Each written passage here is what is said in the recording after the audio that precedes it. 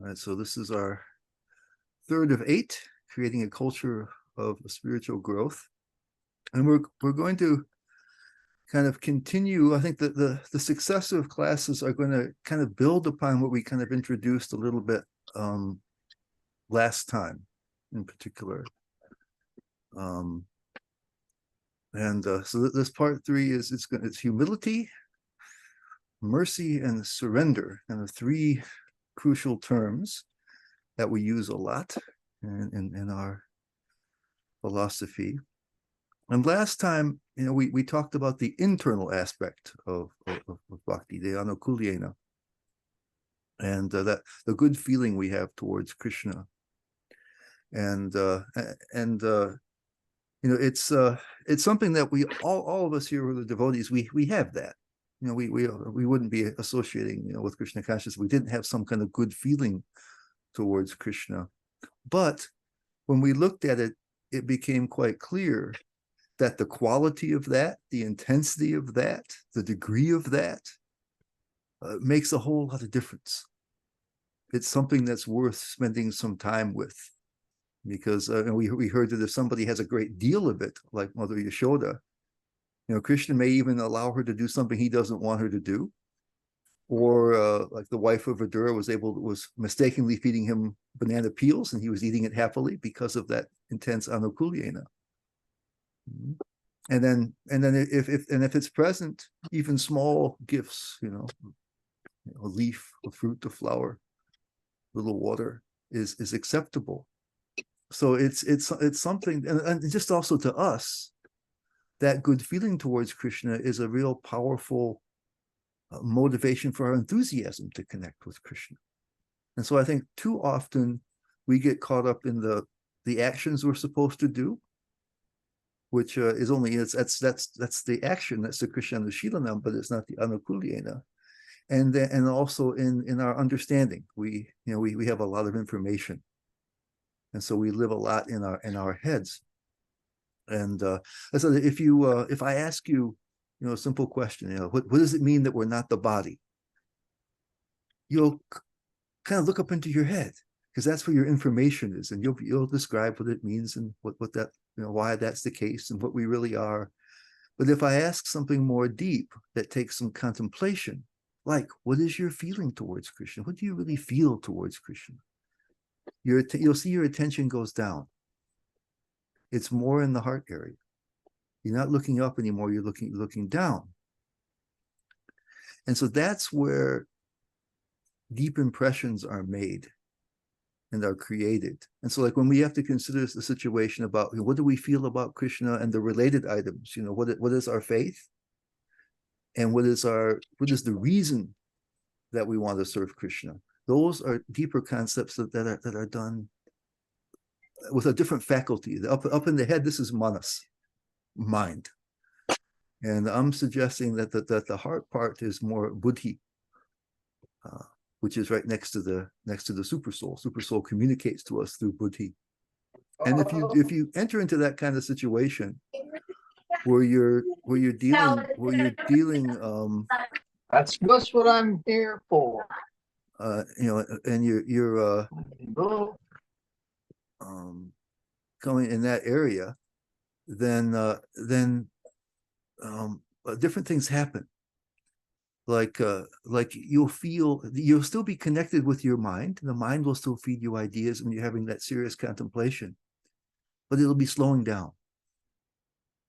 You'll get in touch with your emotions. You'll feel something, but they won't be raging. They'll be mitigated by that. And you have this opportunity for heightened opportunity for some inspiration that's coming from Krishna.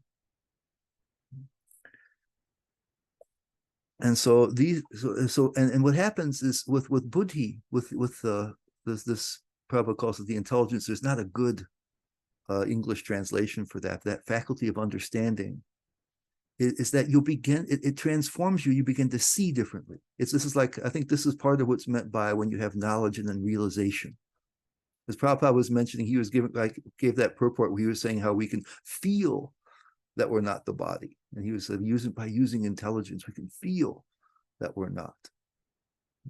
And so we begin to see the world differently when these things enter into that level, and it changes our perceptions. And so what I'm going to say is that if we don't go there regularly, and we don't enter that place, it doesn't mean that things aren't going on there. And that part, the buddhi, and that part of ourself, that subtle body it has action all the time. It's doing something. But if we don't bring consciousness to it, it stays a little chaotic. And there's all kind of impressions there swirling around. But if we go there and we enter into a little bit of contemplation, like deep thinking, it's a place of wisdom, right? When you're thinking of wisdom, that's where it comes in. Then you have a chance to kind of bring a little bit more order to it. Like I see one thing that's happening to us is we have experience of Krishna in many different ways. Just we have a nice, beautiful kirtan or some kind of festival, or you go to the holy places, or you hear something wonderful. We have that, and these things are reasons for us to build our faith and build our enthusiasm and build our good feelings towards Krishna. But if we don't kind of go there and really integrate them, maybe they don't get integrated so well, and we don't get the full benefit from them. And there's other things that may be there, impressions that aren't maybe so beneficial, right? That are still there, that we need to understand aren't not so beneficial for us. So we can update our faith. We can deal with things. Like there's many times, Krishna brings us things and experiences that may challenge our faith. But when you see the third verse of the Shastakam, right, we have to become more tolerant than a tree. That's because there are sometimes unpleasant things that happen to us. And if we're not trying to integrate those experiences, that we just may have a bad feeling down in that heart area that's affecting our enthusiasm. We don't understand what it is.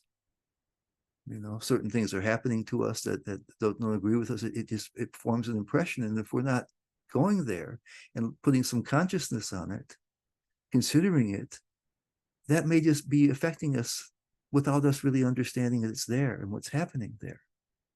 And the other thing I'm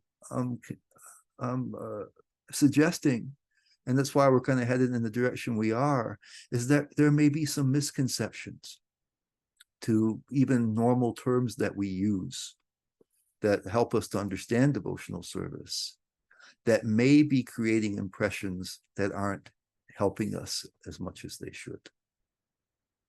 And so today I'm focusing on, there's many other things we could look at, but I thought that we have a certain amount of time, and maybe we would focus on these: the humility, mercy, and surrender. I think these three terms, which are so common in our usage and part of our core understanding of bhakti, I oftentimes don't think we understand them in quite the intended way. I think these are some words that we tend to carry over some of the conventional meanings, because they all have conventional meanings in English.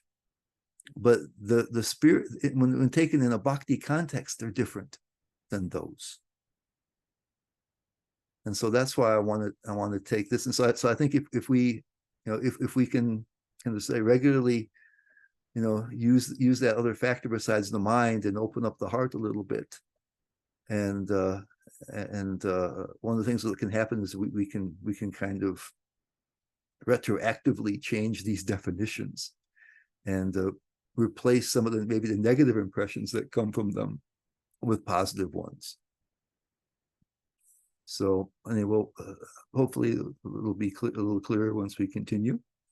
So let's start. We're gonna start with humility, and we know from the Shastakam, that the humility, being or humble than the grass, is a necessity in order for us to reach the stage of nishtha, steady devotional service. And when you go through the Shastakam at the end of the Chaitanya Charitamrita, it always says how at each stage Lord Chaitanya is becoming more humble. And he says when one has all the three, all the different qualities, Bhaktivinoda Thakur says 4. There's humility, tolerance. He says forgiveness. 5 actually. He says, yeah. Then he says a lack of pride, and then this, generous attitude towards others. The Lord Chaitanya says, if you have those things, it just becomes you're really well on the road to eventually reaching the love of God. You're finally properly equipped. So it's so important. And but the word in a conventional sense is not a very pleasant word usually. It means you feel very bad about yourself. So oftentimes we look at it this way, that you have that 2 opposites are pride and the other one is humility. And I don't think that's exactly the case. I think the proper opposites are pride and low self-esteem. And that's why if we equate humility with low self-esteem, or what's the opposite of pride, this feeling of not having any value, that this actually is going to hurt us because it's not the situation we're in. And so the way I look at it, like you have your heat and cold are opposites. Now, if you deal with chemistry or physics, they'll tell you there's only heat, right? But at low levels of heat, it's called cold.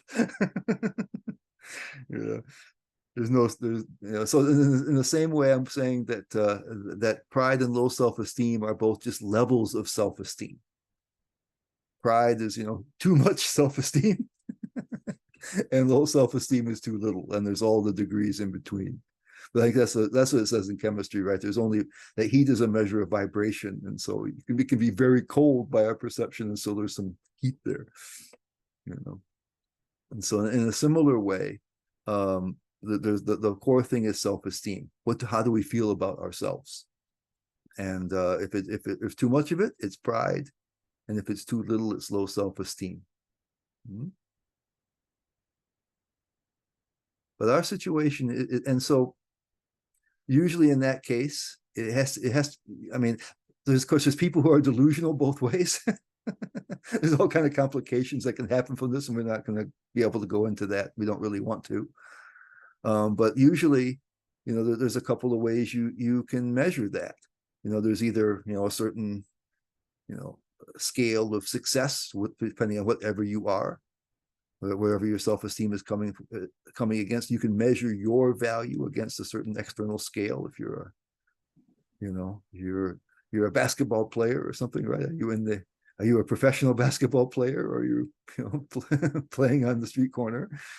These kind of things. There's certain external scales. If you're a scholar, are you amateur, or are you part of a big university?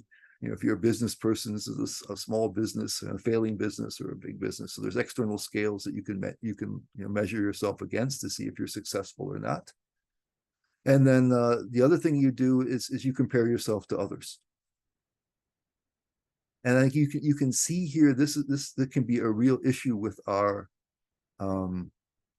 ability to, as it says in the 3rd verse, to not want honor and to give honor to others, or to have the notion of making offenses against other devotees, right? Because if your worth comes from comparing yourself to others, psychologically we may want to belittle others. Fault finding can come into play that way. So it can be kind of tricky. So that's how it generally works. And then we may think, by looking at these kind of definitions, that a humble devotee is someone who really has all kinds of good qualities and things. And so they have reason to be proud, but somehow they don't exhibit that. So it's like that adds to their good qualities. Oh, they're really wonderful, but they don't seem to take it very seriously. And so it's like, oh boy, now another decoration on the top of their greatness. So in that case, in one sense, to be really humble, you have to be great. Isn't it? If you want to be really humble, because that's really the best version of this. But the other one might be, right, someone who has low self-esteem. They have no reason to be proud, but they don't feel quite as bad about that as they otherwise might, because humility is considered to be a desirable quality. So they feel bad about themselves. Okay, well, that's devotional, and maybe I'm okay. Usually when we have low self-esteem, don't feel value, it's an unpleasant feeling. All right. So better, of course, we would have all these reasons to think that we're being successful in devotional service, and we have all these good qualities. And then on top of that, we're, not showing pride. That would be better. But if we're not, if we're, a lower level person, so instead of seeing so bad, maybe we say, well, this is a good quality. Now, neither one of those two things, I think, are the genuine article. Because first of all, it kind of encourages you to think badly of yourself, or you may want to still be great so that you can really be humble. It's kind of tricky. Okay. So in the context of bhakti, so that when we use the word humility in terms of bhakti, it has a very special meaning. And the other meanings, can be good in their own context, but it really means a certain thing. And I'm going to argue to you that it's going to take care of both of those other problems, pride and low self-esteem. Okay, I'm saying humility, as we understand it in bhakti, remedies both pride and low self-esteem simultaneously. Both of those problems, and we'll take a look how it happens. Okay. And we're going to have to be able to think about this and take it in. And now another way that sometimes people get self-esteem, even when it's not related to their own personal qualities, is sometimes they'll be accepted by people that are really important to them in their lives. But I say someone that only a mother could love, right? You have that expression, right? Somebody who only a mother could love, which means they don't have much in the way of good qualities. But even such a person might be seen sometimes to have, surprisingly good levels of self-esteem if they really felt love from their mother. And if somebody that's really special to you really loves you, even if you don't have much to be proud about or to be satisfied with, it leaves a deep impression on people's hearts. And a typical thing you'll hear from people who were successful, who started off in really difficult circumstances, was that they said somebody, and maybe their home life wasn't very good. Their parents they didn't have a good home life. Their parents, maybe there was one parent, or the parents were, really not dealing with them properly. But they had somebody, their grandmother or their uncle or a teacher or a coach who really, really believed in them. And that gave them like the confidence to really pursue their goals. And you hear that very commonly when you hear about somebody who really had really difficult beginnings. And, it seems that maybe they would have a hard time succeeding in life. That somebody acknowledged their value. Somebody believed in them. And that held them, through their lives. So when we're going towards humility in a bhakti context, we're gonna take more of this kind of an angle than looking at the actual qualities. All right. And who fixes it? Krishna does. So low self-esteem, so better than your mother or anybody else, we have Krishna, who cares about us. And that's given to us in so many different ways in the scriptures. Krishna himself, he says, in the Gita, that they're all my parts, my angshas. He says, that he says in the 4th chapter, right? He says that somebody who has transcendental knowledge, they understand that all living beings are his parts. And he says, and Prabhupada says, in other words, they're mine. He says he's the well-wishing friend of everybody. He says it straight out, of everybody. And even no matter who you are.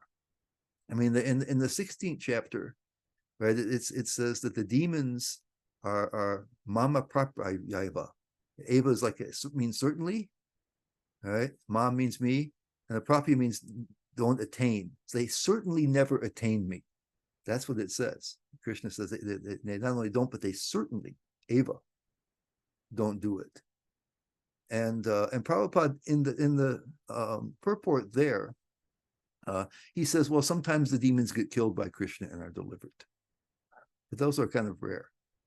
But in the Bhagavatam, in the first canto, he says he says in the 16th chapter, Krishna says that the demons are pushed into lower forms of life.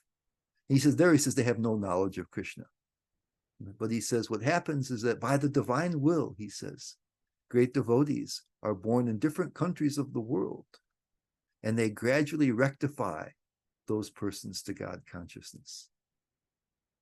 So what's happening there is that the demons, the asuras, they don't want Krishna. And so he respects their free will, actually. It's not that he's mad at them, right? But because he sees them, he knows who they are. And whenever he kills them, he does them a benefit. He wipes away their karma, does all these things, right? So it's not that he's angry with them or dissatisfied with them, but they don't want him. And so therefore he stays off. So what he does to get around that is he sends his devotees who know what Krishna wants. And they go and they bring them to Krishna. So that's Krishna's regard for all souls. That's why he says all embodied souls. He doesn't say except the demons. He says, I'm the well-wisher of everybody. And he's reaching out to everybody. We see that, So we can understand that every soul, no matter what, is valued by Krishna. And so so the operative things are, of course, he is the very best being possible, the most wonderful being possible by far, right? And he knows, right? He not only knows you from the outside, he knows you from the inside. All the things that nobody else sees, your deepest, darkest secrets, not just from this life, but from all of your lives. Right? And that doesn't change him, right? So it's without a condition. So if we can consider that because hardly anybody knows us all the way through,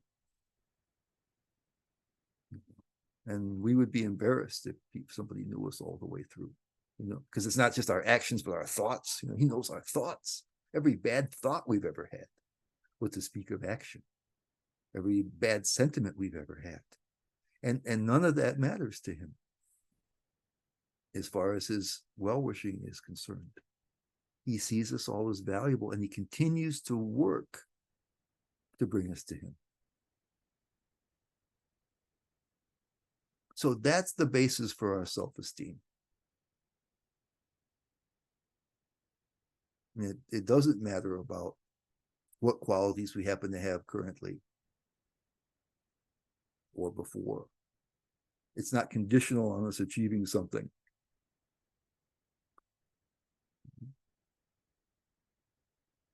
So that's half of it.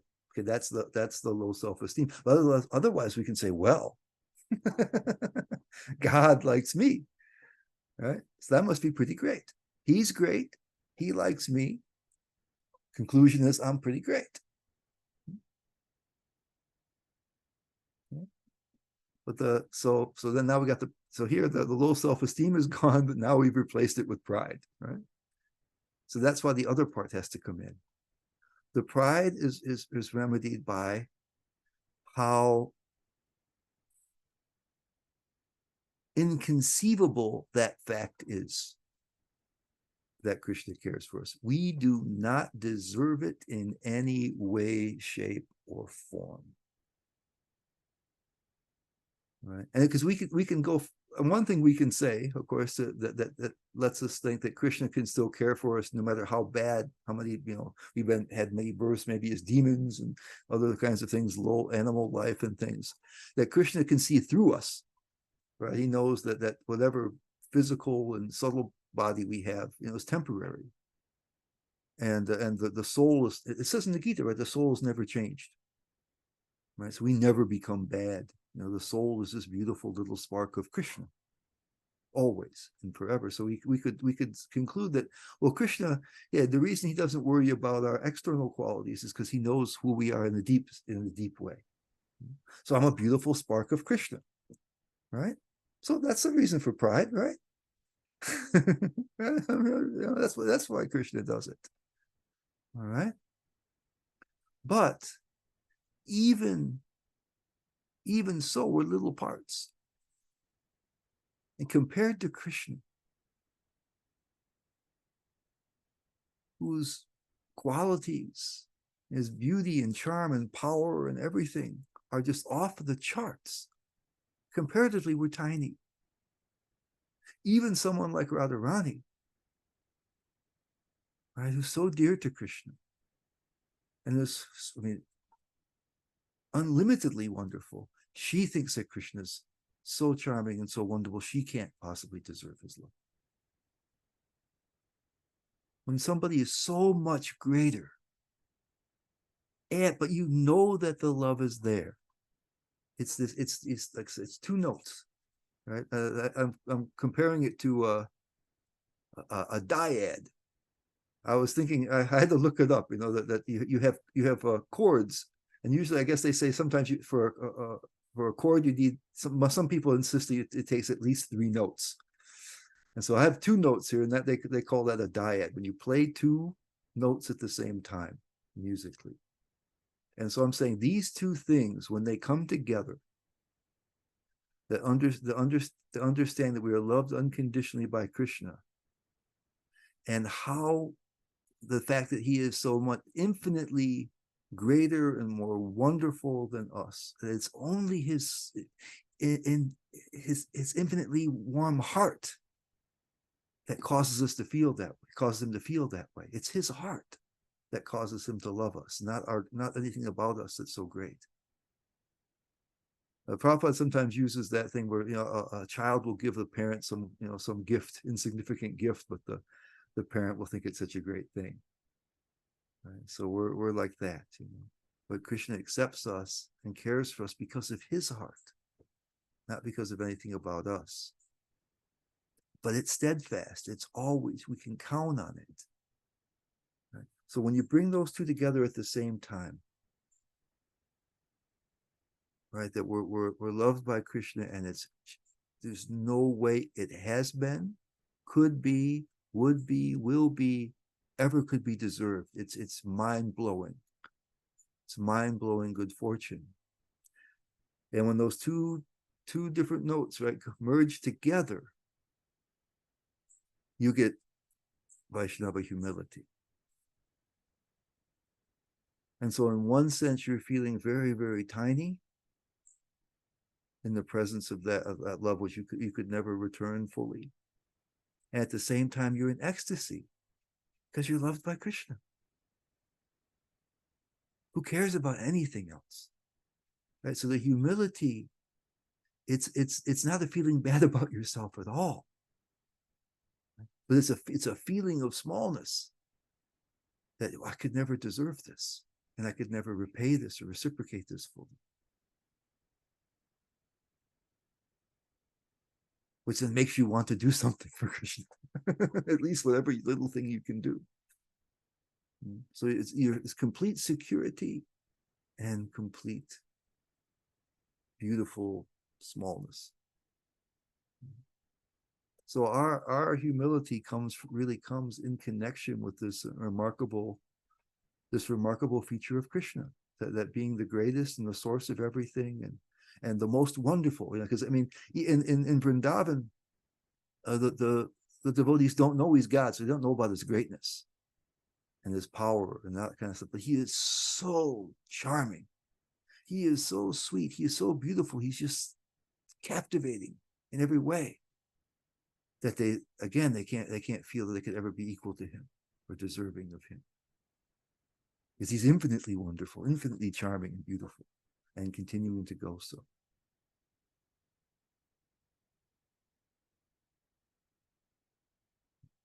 this is so there's those two things together. I think we have to try to take that into the heart a little bit and get those two things. Just to conceptualize it here, it's a little bit hard, but just try to feel that. Because, imagine we have a little discussion group, the Bhakti Lounge, and I asked people one time to imagine that you had somebody who knew you completely and loves you, completely. And what would you feel like? And people said things like, they would feel, they would feel indestructible. And that's not even Krishna doing it, just somebody, or there's somebody, other person said they would want to show love to the cashier at the grocery store. They would just be so overflowing with happiness, So again, imagine that, and then try to extrapolate a little bit to Krishna. And what does that do to you? And at the same time, you're left feeling this intense debt to Krishna. That you want to show something, you want to do something in return.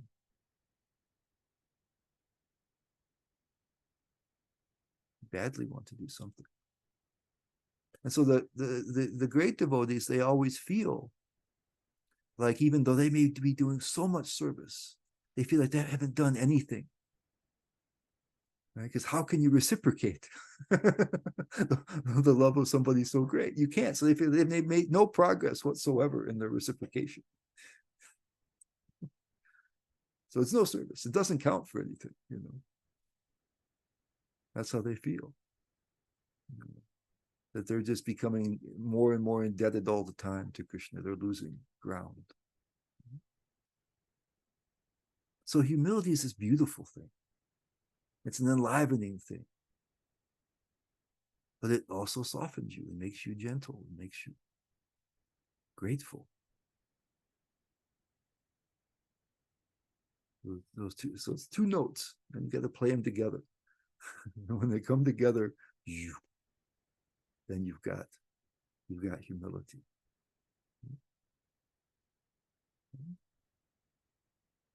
So the next one is mercy. And mercy, it has this kind of the normal conventional connotation. I just grabbed the definition here. Mercy is the compassionate treatment of those in distress, especially when it is within one's power to punish or harm them. The word mercy derives from the medieval Latin merced or merces, which means price paid. It has the connotation of forgiveness, benevolence, and kindness. So oftentimes you might get this kind of notion of we have the Abrahamic, sometimes angry God, who may, if we plead for mercy, may not be angry any longer. Because mercy is like that. You're probably worthy of being punished, but then somebody lets you off. The king lets you off or something. You get mercy. You're in a position to be punished and probably deserved it, but then whoever it is relents and doesn't punish you as you deserved. And so in that sense, there can be kind of the angry God ideal that kind of pervades Western culture a bit because of some of the things with the Abrahamic faiths, that you have kind of the angry God who isn't happy with you, right? Or we may think that it happens only in certain kind of times. And sometimes it appears that way. We may pray for mercy, pray for assistance, and then it comes. Or it says, there's the first time when devotee, when you get the seed of bhakti planted, through the Chaitanya Charitamrita says, through the mercy of Krishna and Guru, get the seed of bhakti planted. So sometimes we think, well, sometimes we need help. Right? And Krishna may intervene and give us a little helping hand at certain discrete points. And so the mercy is there sometimes when we really want, we pray forward, or when Krishna decides, or when some devotee decides, or somebody else decides, you can have mercy. Right? But if you look at it a little more carefully, I think what you'll see is that we're living in I would call it like you have a magnetic field. We're living in a field in that way of mercy. And we're just not being affected so often. I think ultimately it's because we're resisting it. And so I got a few verses here that kind of give you that inclination of purports. This is a purport from the Nectar of Instruction, verse 3. And the Prabhupada says, devotional service is so pure and perfect that once having begun, one is forcibly dragged to ultimate success. He says, sometimes a person will give up his ordinary material engagements and out of sentiment take shelter of the lotus feet of the Supreme Lord and thus begin the preliminary execution of devotional service. Even if such an immature devotee falls down, there is no loss on his part. He had quoted above, the no loss or diminution verse in the Gita, but dragged to ultimate success. And then he says here, this is the purport to Srimad Bhagavatam, Canto 1, Chapter 2, verse 17. The Lord is reciprocally respondent to his devotees. When he sees that the devotee is completely sincere in getting admittance to the transcendental service of the Lord and has thus become eager to hear about him, the Lord acts from within the devotee in such a way that the devotee may easily go back to him. And then he says, the Lord is more anxious to take us back into his kingdom than we can desire. So we go from the angry God who may give us a little help because he may not punish us to this one who's more eager, who's trying to drag us forcibly to ultimate success. He says most of us do not desire at all to go back to Godhead. Only a very few men want to go back to Godhead. But anyone who desires to go back to Godhead, Sri Krishna helps in all respects. So you get this greater sense of mercy that's there waiting and ready, and is acting in a much more pervasive way than just, I help you here, I help you here, I help you here. And then here this is Chaitanya Charitamrita Madhya Lila, chapter 19, 151 purport. He's talking here about Narad Muni. By serving these Vaishnavas and obeying their orders, the boy became the object of their sympathy. And by the Vaishnavas' unknown mercy, he gradually became a pure devotee.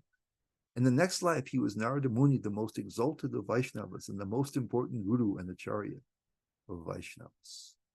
And he continues with that. He says, following in the footsteps of Narada Muni, this Krishna consciousness movement is rendering service to humanity by giving everyone a chance to become in contact with Krishna. If one is fortunate, he becomes intimately related with this movement, then by the grace of Krishna, one's life becomes successful. Okay? So I think the more accurate version, right, is that Krishna's mercy, he's eager to give help and mercy. And it's really our egos, our false egos, that are not embracing it. That we just by nature, our egos want to be somebody. We want to take credit for our actions. We want to be the ones who are doing it. Right? And the notion of having Krishna do all the heavy lifting and come in and really help you in so many ways. It's of course, we think that sounds really nice, but our egos don't really like it. The false ego doesn't like it very much. And so we really resist in different ways. We're going to talk a little bit about some of the things that may also help that resistance. But we want to be somebody. We don't want to be mercy cases, right? That's even mercy cases are it's a bad term we use, that you're helpless and then Krishna helps you. We don't think, yes, I can do it. I just need a little help, Krishna. Let me do it myself. But the mercy is there. It's waiting for us. When we want it and are open to it, it's going to come. And it's available in greater measure than we're willing to accept it at this point. So Krishna wants us more than we can desire. He says not even that then we do desire, but then we can desire. So Krishna is not there, saying, okay, you guys, you have to do this, and this, and become qualified. For me, he says, I want you back more than you want to come there. And I'm willing to help you. Willing to drag us back not quite kicking and screaming, because we have to also want to. You know, that's our part of the bargain, is that we have to want to. We have to want to be connected with Krishna. That's our freedom. That's our free will. And then the more that we're willing Krishna to act, the more that we're able to become humble again and be grateful and allow Krishna to work and to act in ways that connect with Krishna. Sadhana is helping us to connect with Krishna. We've been given the process of sadhana bhakti, and it's not that, our sadhana is such a great thing and all that stuff, but we're trying at that point to connect with Krishna, right? The holy name is Krishna. The service is, connecting us with Krishna. Hearing all the different processes of devotion connects us with Krishna. It opens us to Krishna's mercy. It's not so much that we're qualifying ourselves and becoming great, but we're saying, "Go, Krishna, I've blocked you out, and now I'm trying to connect with you, and I'm interested in your help." And so somebody who's really a believer in mercy will perform their sadhana with enthusiasm. It's not that it's if I say that, Krishna's mercy is available, and then somebody goes, "Okay, Krishna," there's no gratitude there. There's ego there. See? And I say, "Okay, then I don't want to do anything, Krishna. You just do everything for me. I want everything to be done by mercy. I don't want to even show interest." Right? That's ego. I'm saying, "Oh, I deserve that." Right? And then if I'm saying, "Oh, I can do it myself, Krishna, don't help me," that's ego. Right? So where there's a little humility, then you know that you need Krishna's mercy. He's the one that's gonna really make the changes take place. But I need to connect myself with Krishna. I need to. I'm been given sadhana. Here's a way to connect and try to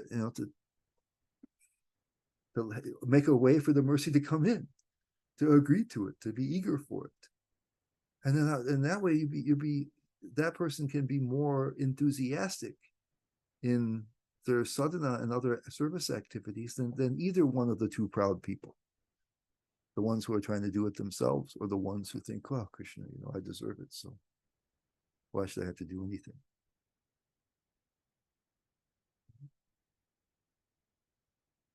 So the last thing is surrender, which is this, in our common understanding, right? It means that somebody now is in charge. They point a gun at you, or they have some kind of power over you, and you do exactly what they say. You are now, you're owned by this other person. Your fate is in their hands, and you no longer have any independence. You no longer have any say. You do what you're told, or else. Right? Surrender. And of course, it's such an important word, because Prabhupada translates Sharanam as surrender in the 1866 Bhagavad Gita, the most famous verse. "Abandon all varieties of religion and just surrender unto me. I shall deliver you from all sinful reactions. Do not fear." And so you can think, Krishna's saying, look, he's already proven that he's God. He's already proven that he's the powerful one. He's controlling everything. And he's saying, "Arjuna, do what the heck I say. Surrender, stop being stubborn, and do what I say," demanding him to do it. But if we look back to the previous verses, we see it's completely different.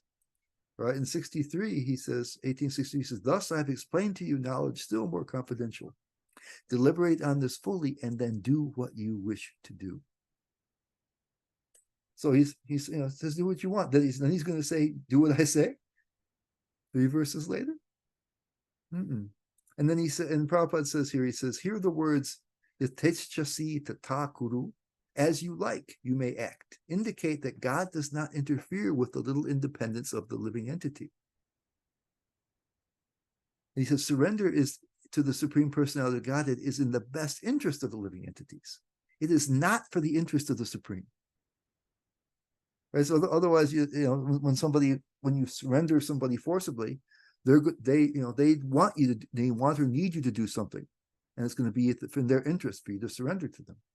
He says Krishna doesn't have a self-interest in that. Krishna could take care of the battle one way or the other. Right? Before surrendering, one is free to deliberate on this subject as far as the intelligence goes. That is the best way to accept the instruction of the Supreme Personality of Godhead. Krishna doesn't say, you're on the metal platform. You're worthless. I'm the boss. Just do what I say. We've been wasted so much time already with this whole Bhagavad Gita thing. Just do what I say. I'm the boss. No, that's not what he's talking about. All right. And then he says in 64, because you are my very dear friend, I'm speaking to you my supreme instruction, the most confidential knowledge of all. Hear this from me, for this for your benefit. Not you better or else. I'm advising that this is the thing to do. And then he says, always think of me, become my devotee, worship me and offer your homage unto me. Thus you will come to me without fail. I promise you this because you are my very dear friend. And then in the purport, Prabhupada says, and the Lord's promise is that anyone who is in such pure Krishna consciousness will certainly return to the abode of Krishna, where he will be engaged in the association of Krishna face to face. This most confidential part of knowledge is spoken to Arjuna because he is the dear friend of Krishna. Then he says, Prabhupada says, everyone who follows the path of Arjuna can become a dear friend to Krishna and obtain the same perfection as Krishna. And then 66, right? Abandon all varieties of religion and just surrender unto me. I should deliver you from all sinful reactions. Do not fear. And here Prabhupada says, now in summarizing Bhagavad Gita, the Lord says that Arjuna should give up all the processes that have been explained to him. He should simply surrender to Krishna. That surrender will save him from all kinds of sinful reactions, for the Lord personally promises to protect him. The Prophet says there is no need of strenuous effort to free oneself from sinful activities. One should hesitatingly accept Krishna as the supreme savior, right? Savior, not person who's forcing you to do something. Of all living entities, with faith and love, one should surrender to him. Faith and love, right? Does that sound like do it or else? Doesn't. And then he says, one should be attracted by the beautiful vision of Krishna. His name is Krishna because he is all attractive. One who becomes attracted by the beautiful, all-powerful, omnipotent vision of Krishna is fortunate. So the word that Prabhupada translates as surrender is sharanam, shelter. And so what Krishna is really telling Arjuna is, trust me. You can do what you want, but trust me. If you follow me, everything is going to work out for you and everybody else. You have a choice. You could do all these other different processes I gave you, but this is the thing. If you do this, everything will be good for you and everybody else. I'm your savior. I'm your protector. I'm this. You can trust me. I'm your friend. So it's a surrender of love, Prabhupada said there, right? With love and with faith and love, one should surrender to him. So it's a sweet surrender. Not a forced, harsh surrender. You're a nothing. Krishna is God. You must do it. No, it's like Krishna saying, I'm your friend. This is the best thing. We'll be face to face, together. Come with me. I know what's best. It's a beautiful thing, not a defeated thing. So oftentimes we use that word, surrender, Prabhu. Do this, you have to surrender, which means, just do what you're told. That's not what it means. The surrender is a willing thing that you do, not that you're forced to, because you have faith and love. Krishna gives you shelter. Just real quickly before we stop, and there's things that will make us not want to take shelter is, we're still afraid. If we take shelter of Krishna, we won't be in control of things. Who knows what will happen? Can we really trust Krishna so much? We want to be special and do it ourselves. We want credit. We're afraid of the transformation that might take place. What if we let Krishna's mercy flow? And, because we know that our present identity, our false ego, isn't real. Are we ready to lose the identity that we're so attached to now and become someone else?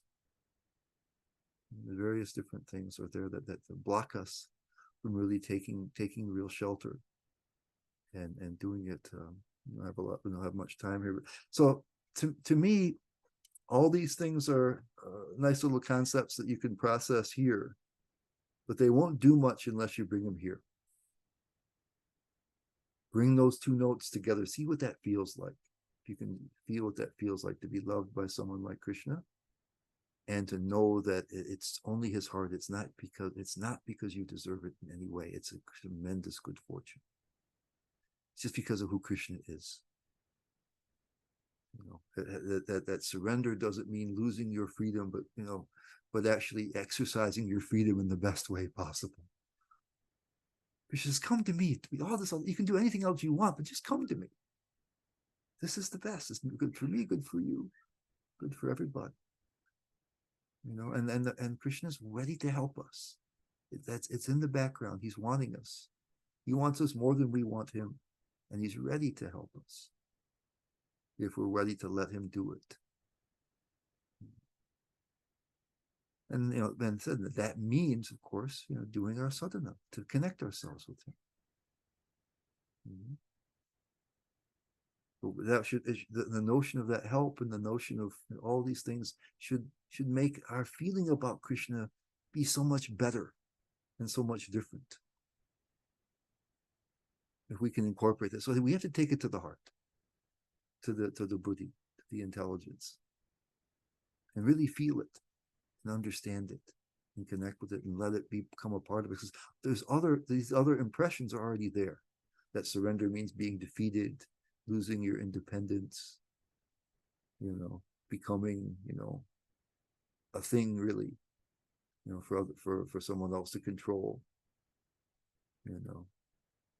That humility means you have to feel you're okay with that because you're worthless, nothing. Those impressions are in there already, running around. And that mercy means we were bad people, but God may be kind to us sometimes. We deserve to be punished, but God maybe will save us sometimes. So if we take the real understanding of those things and take it into our hearts, I really think it will affect our anukulyena, our feelings towards Krishna and towards ourselves, and make our life different. I really think we have to work on that. As I said, we're acting, the buddhi is working in there, the heart is working in there, whether we deal with it or not. But I think we need to take, it's worthwhile to cultivate that. It's such an important part of where we get our motivation from, where we get our good feeling for Krishna. And it's what it comes down to really taking the information and really learning it, really incorporating it into ourselves. I think that's really a part of what's meant by realization. Because we have all kinds of information up here, but how does it change us? How does it integrate into ourselves and make us be changed? And I think we're neglecting that a little bit.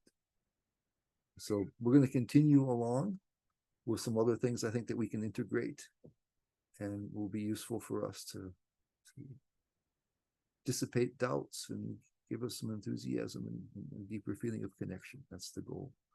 All right, I went a little, I thought maybe I didn't have enough material for the time, and so I had not enough time for the material. So let me stop here and see if there's some comments, questions, complaints.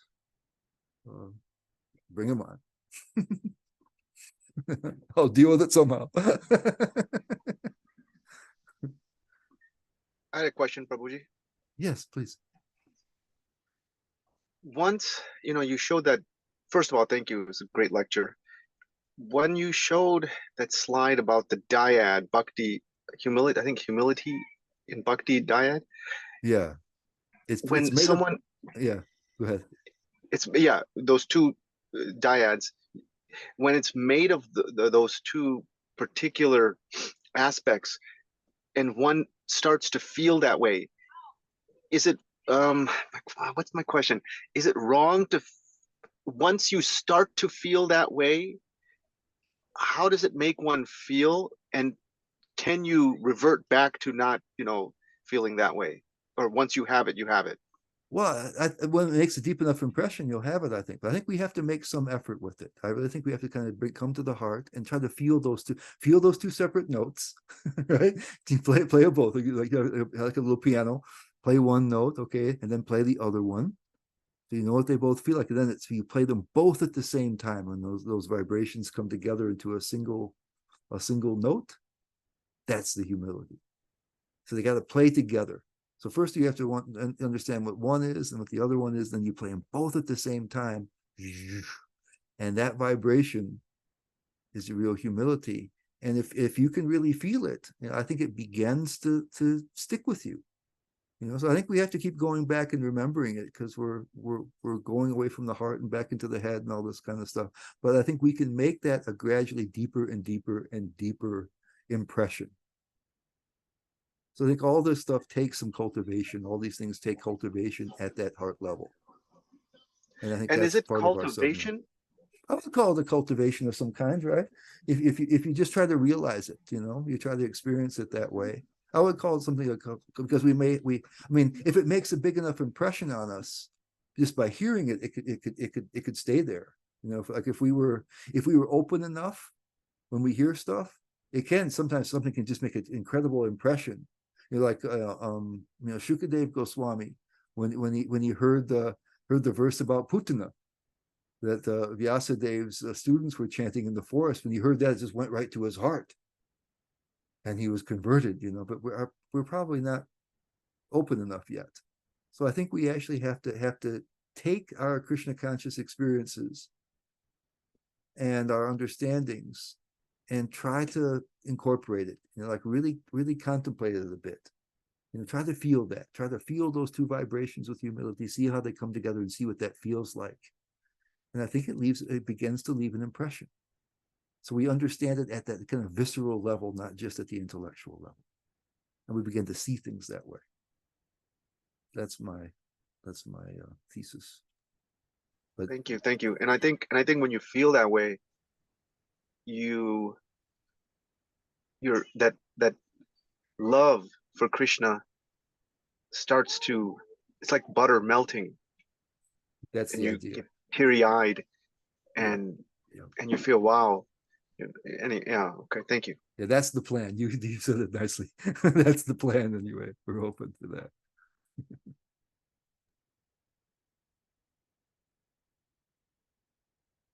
Hare Krishna Prabhu. I just wanted to, maybe just for myself to clarify, going along the same lines as how Prabhu just asked. So with humility, the one portion of that is that, Krishna loves us, and that, we have this wonderful, absolutely wonderful personality, and he values us, he loves us.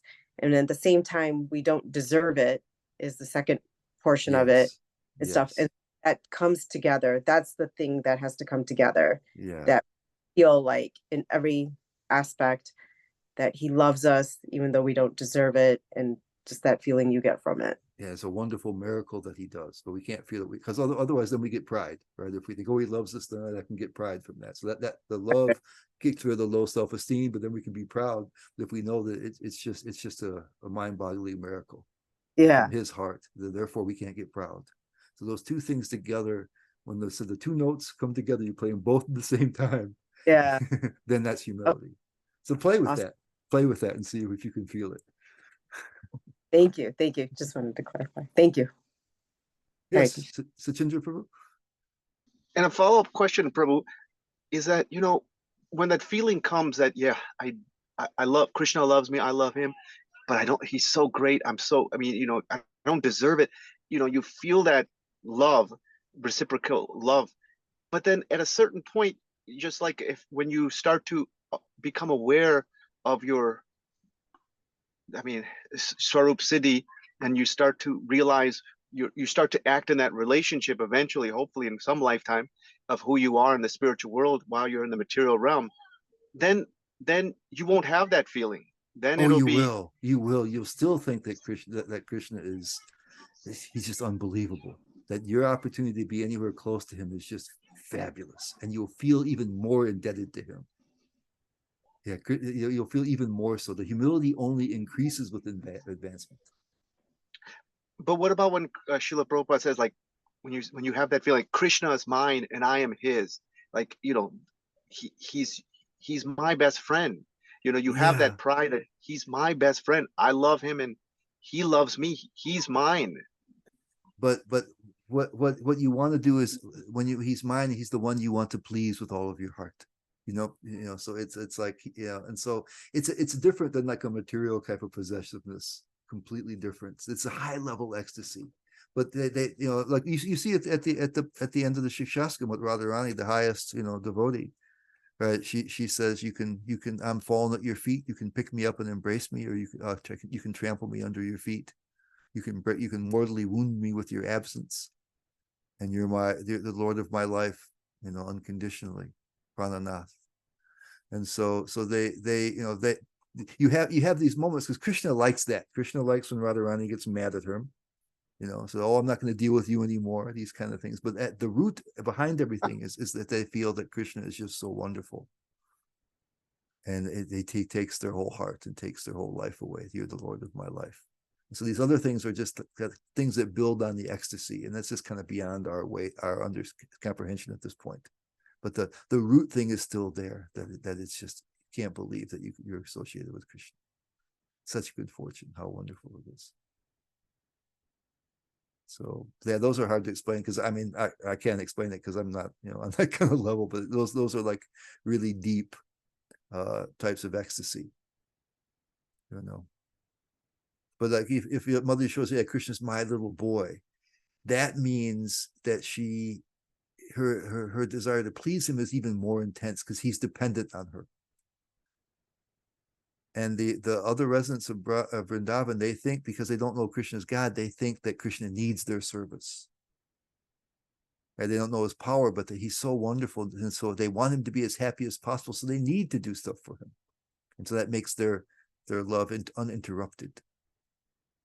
So it's that's to understand the deep levels of Braj Bhakti is beyond our intelligence, but something that will still remain in some level, that same feeling, I think. And if it doesn't, then it won't matter as long as you get there. Thank you very much.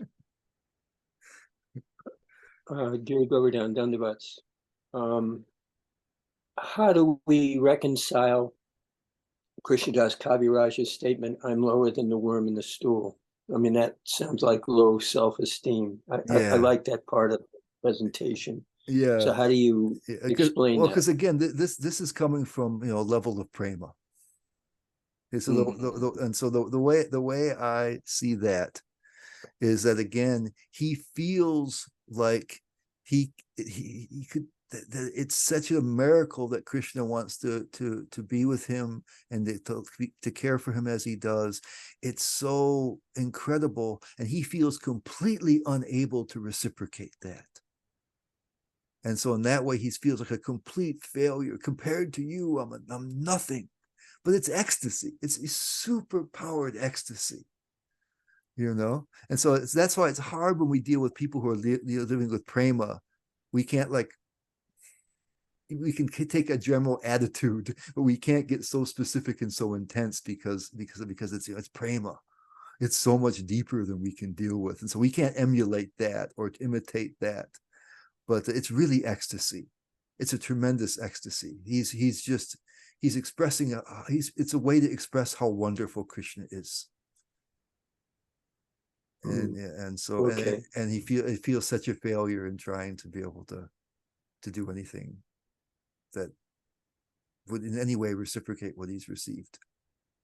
So yeah, I don't, we can't really go there that easy because it's just so deep. It's in prema, but we definitely shouldn't try to imitate that, because it isn't what it isn't like that. It's an ecstasy. Oh, it's an ecstasy. Right, exactly. Yeah, okay. Okay, that's good. Yeah, because in the words of Sridhar Maharaj, the highest book to ever see the light of day came through him. Yeah, oh, definitely. So, yeah, so we hear these things, prayers of great saints and stuff, great devotees and stuff, and we can kind of catch a general mood from that, but we're not on the level that we can really, follow in those kind of footsteps or that kind of stuff. We have to from far away. It's something that can make an impression on our hearts, but yeah, we can't really. That's way above our pay grade right now.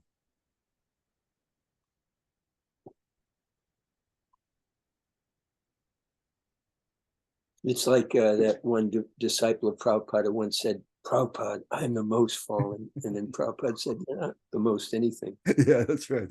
It's don't like don't get puffed up, dude. I'm the biggest failure. Yeah, that's right. No. Yeah. So yeah, so the idea is that we feel so incredibly fortunate.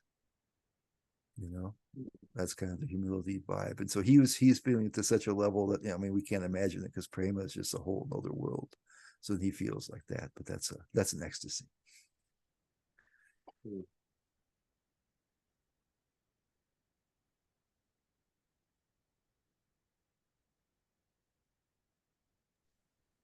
So yeah, okay, Hare Krishna, Hare Krishna. Sorry, one more thing. Just wanted to clarify too, for mercy. Mm-hmm. So for us to kind of understand or maybe feel this mercy, it sounds like it's the gratitude that has to be there for that expression, I guess, in order to, how do I state this? That's well said. What's well said, that really opens us to the mercy. Okay. Because it reduces our ego, creates an opening for the mercy to act. Okay. Yeah. I think you're right. Yeah, you made the right connection there.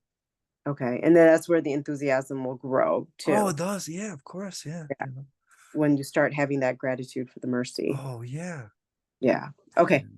Yeah. Thank you. Because there's so much more hope then, there's not like you have to fight it all out on your own. And so therefore you really want to chant, you want to do service, you want to do everything. You want to somehow be connected with Krishna as much as possible. Instead of like, oh, it's this hard slog, boy, I gotta, how many millions of rounds do I have to chant before I finally get there, Yeah, no, to see each one of those and then how they're all connected. So yeah, exactly. Okay. Good. I was clearer than I feared, so that was good. You made all the right connections. I think that was the key, like to see that. So thank you. And I really enjoyed hearing the part about surrender is actually like, think of it as shelter.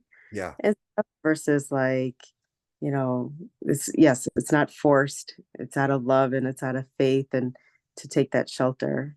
Yeah, that's the main connotation of Sharanam. There's I didn't somehow, I thought I brought it, but there's a lecture where Prabhupada I didn't somehow bring it here, but a lecture where Prabhupada talks about, he quotes 1866 and he says we have to take shelter of Krishna. He even uses that word in that case. Mm-hmm. And repeats it again. He quotes something from some other scripture and he says we have to take shelter of Krishna. So yes, it's more shelter is the connotation of Sharanam. Yeah, no, definitely. Thank you so much. No, thank you for listening and participating. Fabulous. All right, well, I've kept you over the listed time. If there's anything else before we go, I'll give you a shot. I don't want to cut anybody off, but I don't want to keep people here unnecessarily either. Hare Krishna, Gary. Eric. I've been thinking a lot about humility. All of this was very, very good, really useful. I'm still in my unsteady beginning service, and it has helped me so much to learn that nobody has more soul than another person. So we all have equal amounts of soul. which puts us on an equal footing to begin with. Yeah. Everybody has Krishna inside of them. Yeah. And so if we can see that Krishna is part of everything, we automatically, if we love Krishna, can love that. Yeah. And that's so important to me because it helps me not want to feel better than. Mm. Well, that's one of the upcoming classes is the equal vision one. So we're going to be diving into that a bit too. Yeah, you're right. Go ahead. The third thing is Krishna's unconditional love for everybody. Yeah. That kind of love is the love that we should all seek to give to everybody and everything. And that's where real humility comes in for me, is that I understand Krishna can actually love everybody unconditionally. And to me, that's the definition of humility. And if we can feel that love and be certain of it, that we have that, then it's easier for us to love others in that same way. Yeah, absolutely. So my last thing is that it's really important for me, at least, to not just feel like only Vaishnavas deserve humility because Krishna being part of everything, because I don't want to ever feel superior to somebody just because I have this special thing. I love Krishna and he loves me. Everybody has Krishna in them. So we need to really kind of keep in touch with that, I think, because that serves our humility so much better than to, it's not an us and them. It's not I'm better than. It's definitely, it's just all on equal footing. I really enjoyed. We consider ourselves fortunate to be able to be connected. Yeah. I really enjoyed Anuttama Das's lecture on all the different gurus. It really helped me a lot because I really appreciated the thought of a great sage finding all these things in Krishna's creation, teaching him. Oh, yeah. And it really made an impact on me because it wasn't Diksha Guru, it was Sun Guru, it was Moon Guru, it was the bee. The bee was very important to hear that. Take a little of everything, and that felt to me so important because if you really think all is Krishna, then you can learn from the Buddha, you can learn from Jesus, and then understand if it brings you closer to Krishna, it's working. Yeah. So anyway, that was my thoughts. I'm really appreciating the course. And it is giving me the enthusiasm. Yes, any understanding that kind of causes us to reduce love, I think you can pretty much guarantee that's a misunderstanding. Any doctrine that seems to separate and do that kind of stuff. Yeah, in that way. Thank you so much. Thank you. All right, well, we'll be back next week in the same time in the same place, and I think next time it's not too attached and not too averse. The way we view the material world, and that's how Krishna says that the bhaktas are in that condition. So we're going to look at that. I think sometimes I think we're talented as devotees. I think sometimes we may be too attached, sometimes we may be too averse. But I think some of us are so talented we can be both too attached and too averse at the same time. We're good, man. We have talent, so I think we manage to sometimes do both. So we'll talk about that next time. Hare Krishna, everybody. Hare Krishna, Giri. Hare Krishna. Hare Krishna. Done with pranam, so I'll go to Shri Prabhupada.